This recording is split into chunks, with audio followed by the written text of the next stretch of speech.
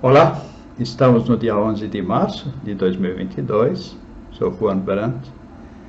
Aqui no meu canal eu trato de temas da psicanálise, da filosofia, das famílias, dos casais, da contemporaneidade. Muita coisa me interessa e eu quero debater esses meus interesses com você que me acompanha.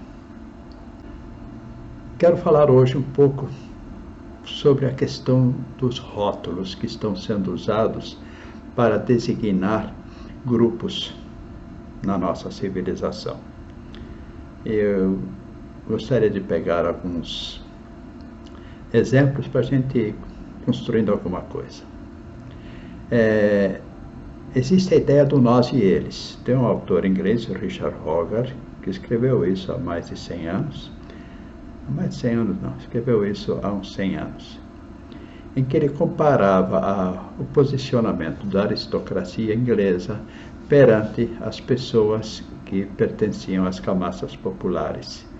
E ele via ali, nitidamente, uma diferença relativa a preconceito da aristocracia em relação às massas. Só que ele não vai muito longe do sentido contrário que poderia haver ali neste preconceito. O Freud, também há uns 100 anos, ele escreveu sobre o narcisismo das pequenas diferenças. Os grupos se organizam em termos de semelhança e se diferenciam dos outros e estabelecem uma forma de distanciar-se, e os rótulos surgem. Freud já havia falado disso. O Ortega y Gasset, quando ele fala na rebelião das massas, dessas massas que surgem e começam a querer ocupar espaços que antes pertenciam à aristocracia, ele percebe que há um movimento de ocupação de espaço, mas não de transformação intrínseca dessas pessoas que ocupam esses espaços. Ou seja, a coisa está muito mais voltada para a aquisição de coisas, de bens, do que transformação em termos de um crescimento pessoal dessas pessoas. Contemporaneamente, está muito presente isso da pessoa ter um rótulo relativo à sua própria sexualidade, ou seu desejo sexual, se quiser falar assim. Então, tenho relatos de que numa certa universidade pública, em certos cursos, as pessoas se apresentam com o nome e falam de sua orientação sexual. Então, elas mesmas estão querendo um rótulo. E eu soube que também, quando alguém fala de uma outra orientação sexual, esta pessoa como se diz, é cancelada, é criticada. Então, o rótulo vai dar um lugar social, e ao mesmo tempo ele dá um poder de criticar aquele que não tem o mesmo rótulo. Então continuamos no narcisismo das pequenas diferenças.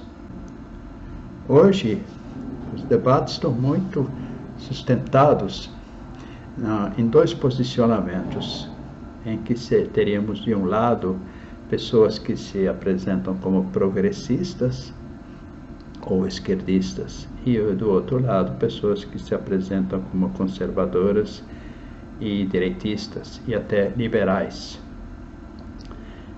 E também devemos considerar que os progressistas e esquerdistas também se apresentam muitas vezes como marxistas. Eu escuto esses debates e eu fico pensando algumas coisas que complicam reconhecer o que a pessoa está querendo dizer de si mesma. Eu digo por quê. Que de repente aquele que se diz progressista frequenta uma igreja católica, por exemplo. E aquele que se diz conservador, de repente não é religioso.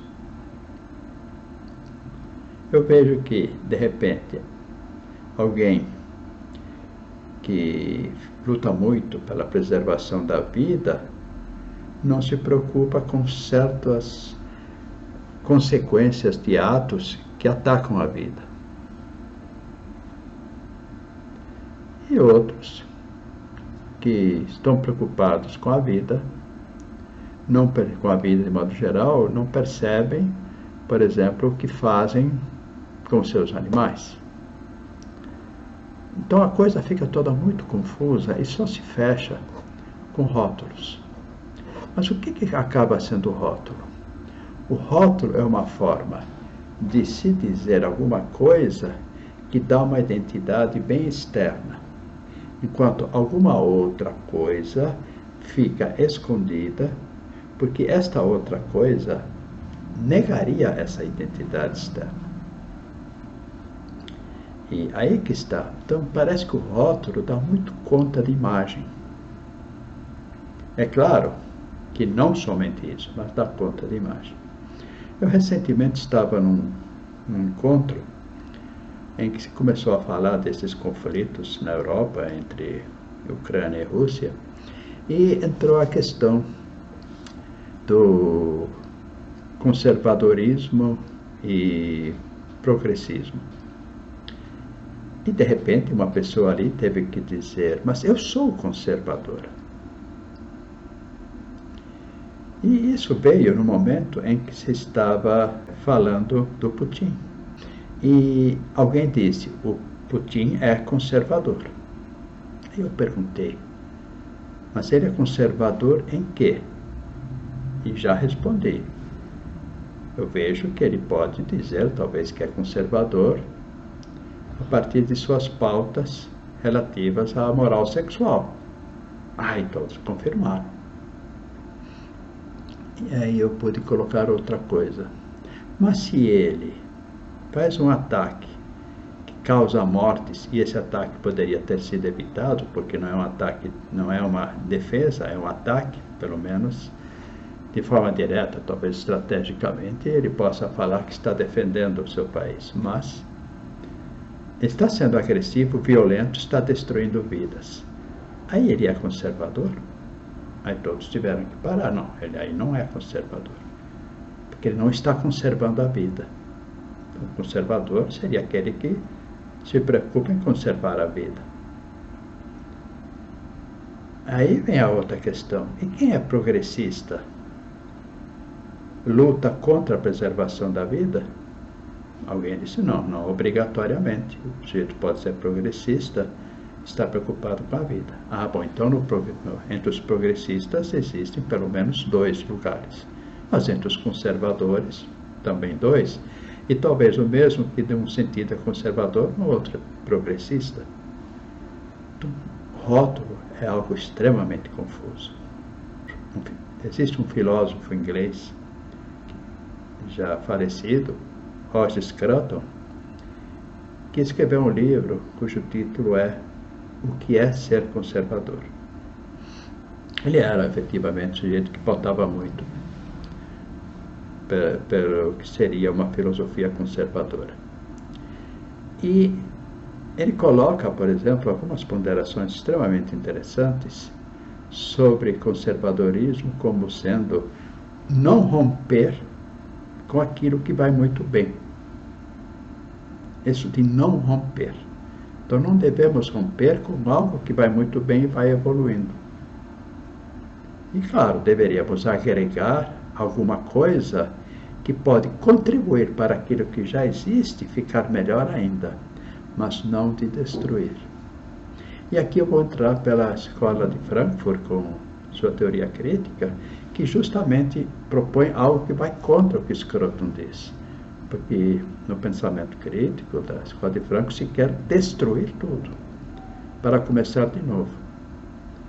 Para isso chega George Orwell, quando os bichos fazem a revolução e começa tudo de novo e destrói o passado. Então a história anterior não existe.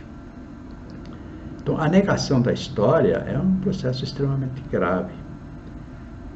É eliminar para começar algo do zero. Ora, nada começa do zero, porque a própria vida é uma continuidade. Todos nós nascemos de alguém que estava ali antes, de 2 pessoas. Então é continuidade. E nós aprendemos a falar porque eles nos passam uma língua. Nós aprendemos a lidar com a realidade porque eles nos passam as formas de lidar com a realidade. E nós aprendemos a nos reconhecer como seres humanos porque temos a eles como imagem e semelhança. Então, toda a vida é continuidade. As plantas são continuidades de si mesmas. Os animais são continuidade, não existe rompimento. Então, a teoria crítica chegou ao absurdo. Inclusive, ela chega ao extremo ao abrir o campo da crítica das crianças e dos jovens contra seus próprios pais e sua identidade. E o que é que nós temos hoje? Muita angústia, muita frustração, muito sofrimento nas pessoas. As pessoas sofrem porque não encontram uma identidade. E daí entram teorias como essa teoria do gênero, que começa, como tudo pode ser destruído, não existe continuidade, o sujeito que nasceu menino pode dizer que ele é um chapéu. Uma menina, o sujeito nasceu menina, pode dizer que é uma árvore. Ou seja, isso é loucura instituída. Só que usam a ideia do rótulo. Um rótulo que é genérico, que vai dizer teoria de gênero como uma coisa lindinha. E, na verdade, por trás disso está tudo sendo escamoteado. A mesma coisa que ocorre, infelizmente, no feminismo. O feminismo trouxe muitas coisas muito importantes para as mulheres, mas ele virou um rótulo de violência. Mas, para ser feminista, precisa vir com propostas de desmasculinização dos homens. Aí, não dá. De descontinuidade, de romper até com a função, de romper radicalmente até com a função biológica. A coisa complica. E a partir daí surgem ataques a partir de rótulos. Os rótulos estão condenando a nossa civilização a se separarem tremendamente em grupos antagônicos.